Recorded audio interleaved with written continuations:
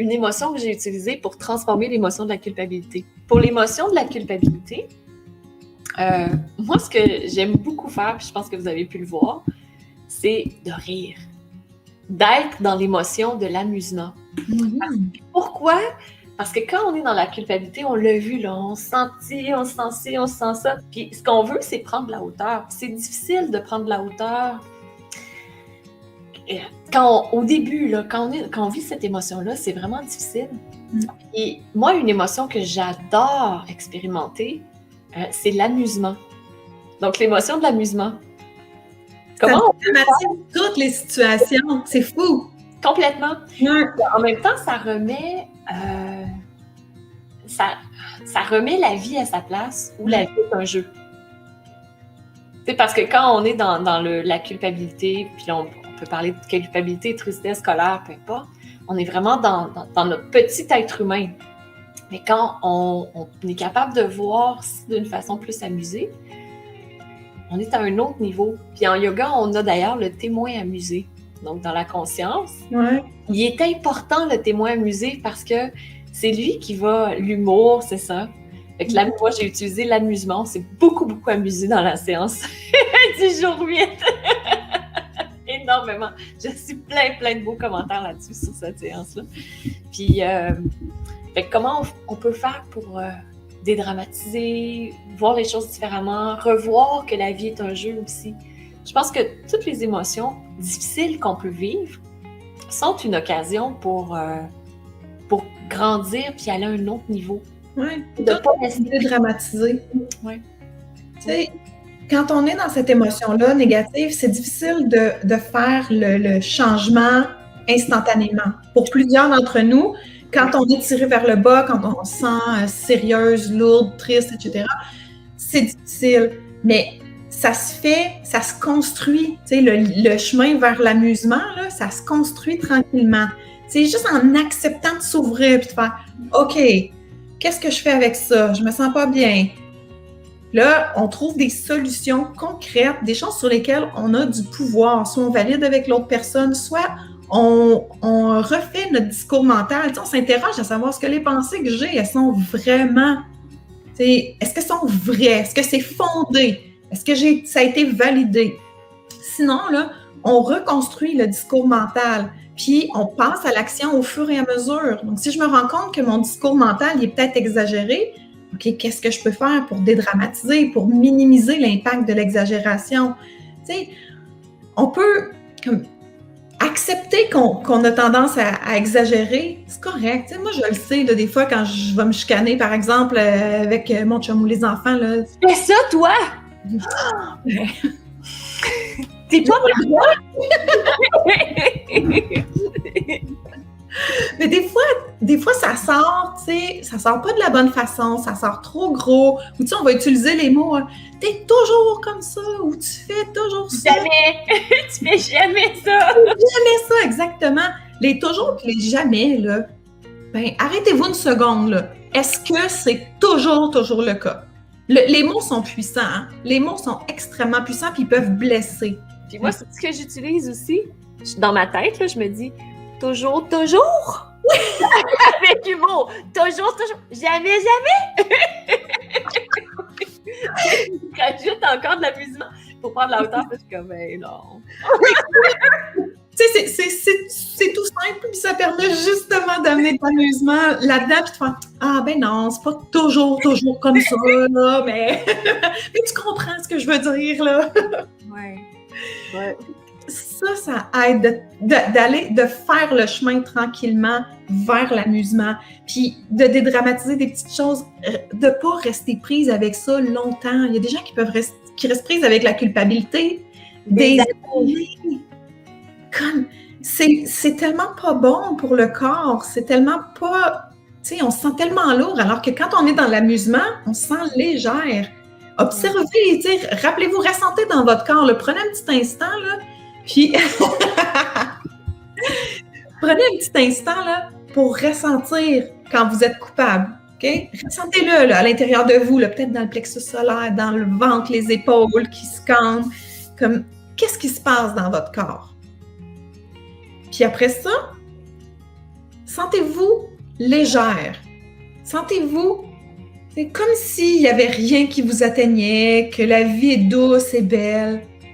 Sentez votre corps qui soudainement est léger. La différence, elle est majeure. Ouais. Puis le switch, là, on le fait rapidement. Là. On est rapidement passé d'une émotion de culpabilité à une émotion de légèreté, d'amusement. Là. Parce qu'on pouvait jouer, on n'était pas pris dedans là, dans notre émotion. Ouais. Mais c'est important, quand il arrive des petites choses au quotidien, de le faire, le switch. De ne pas attendre de vivre la grosse émotion de culpabilité qui va nous ronger pour se dire « Ah oui, c'est vrai », parce que le changement vers l'amusement, ça va être plus difficile, mais si vous pratiquez avec des petites choses du quotidien, avoir de l'amusement partout, saupoudrer de l'amusement dans tout ce que vous faites. Ouais.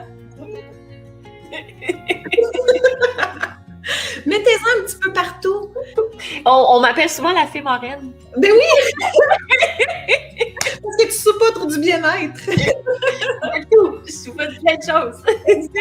Mais si au quotidien, tu sais, mettons, on va prendre une tâche qu'on aime un peu moins faire, OK? Attends un peu. Genre le lavage, le ménage, le balai, nettoyer le frigo. Tout ça, là. Les devoirs des enfants. Les devoirs des enfants, le repas. Nettoyer l'entrée. OK. Tu veux pas l'avoir pendant 5 heures? Une, Maryse. On va commencer avec une. Il y a trop de choix. Je ne sais pas quoi choisir.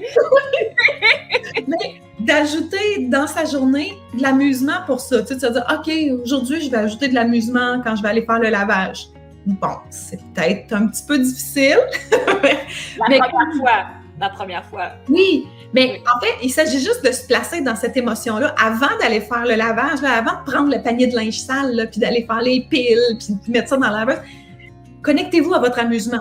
Connectez-vous à cette émotion-là. Puis, tu sais, souvent, moi, mes séances de yoga, quand je les termine, tu sais, j'invite les gens à essayer de conserver ce qu'ils ont vécu sur le tapis à l'extérieur du tapis, puis à amener ça avec eux le plus longtemps possible durant la journée. Parce que pendant la séance de yoga, on s'est connecté à des énergies qui étaient positives, on s'est connecté à du bien-être.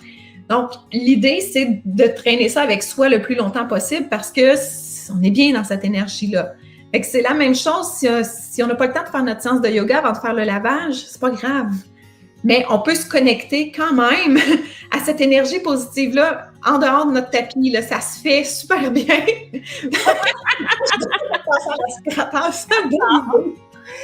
Pardon.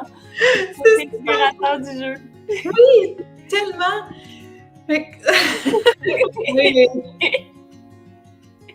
Exactement. L'humour et l'amour. Je trouve que les deux vont de pair avec la culpabilité parce que l'humour, ça permet de dédramatiser. Puis l'amour aussi, tu sais, de se reconnecter puis se dire « Hey, mais pourquoi j'ai vécu de la culpabilité? » Ben, c'est parce que quand j'étais jeune, là, j'ai vécu des émotions fortes là, qui ont créé des sillons dans mon cerveau, qui sont restées imprégnées là. Puis aujourd'hui... Mais pas juste ça. Et que mon système réticulé activateur, comme la voiture blanche, a cherché encore et encore et encore, puis qui a répété encore et encore et encore, puis qui a créé encore plus fort. Donc là, si j'ai 47 ans, puis que ça fait 47 ans que je vis avec la culpabilité, souvent, fortement, à répétition. Les mêmes situations se reproduisent dans ta vie parce que ton cerveau, c'est ça qu'il cherche. Parce qu'il connaît ce chemin-là, il l'a créé. Donc, c'est super important d'avoir de l'amour pour soi puis de reconnaître que, hey, OK, oui, j'ai vécu des choses pas le fun quand j'étais petite. Mon cerveau a enregistré ça. Puis aujourd'hui, je les recrée encore, ces choses-là. On peut-tu avoir de l'amour? Oui, c'est ça. On peut-tu passer de ça à ça? Qu'est-ce que je choisis? Comme ça va tellement être libérateur de faire ça. Ça va vraiment aider, donc, de se donner plein d'amour, de reconnaître qu'on n'est pas parfaite, on est humaine. Okay? Oui. Un être humain, ça fait plein d'erreurs. Puis l'erreur, c'est une source d'apprentissage. Ce n'est pas un échec, ce n'est pas grave faire des erreurs. Comme le bébé qui tombe 1000 fois avant d'être capable de marcher. Exactement. Nous comme bébé. Oui, on fait des erreurs depuis qu'on est au monde. c'est comme ça, puis ça va être comme ça toute notre vie. Il y a des fois, là, on est vraiment fiers de nous, puis on se trouve donc bonne, là, puis on se tape dessus, on est comme « Ah yeah, tu sais, je suis hot ». Mais rappelez-vous que ce sentiment-là, ce que vous ressentez, bien, la minute qui suit, ça peut être renversé complètement parce que vous allez faire une bourde, puis vous allez dire une niaiserie, puis vous allez, tu sais, vous mettre les pieds dans les plats sans même le vouloir. C'est comme ça. Donc, il ne faut jamais se dire « Ah, j'ai atteint quelque chose, là. » Jamais. Vous avez aimé cette vidéo? Abonnez-vous au studio Diva Yoga et découvrez nos cours et séries de yoga pour vous amener vers la santé, la sérénité et l'amour. Au plaisir de vous accueillir au sein de la magnifique et bienveillante Diva Family.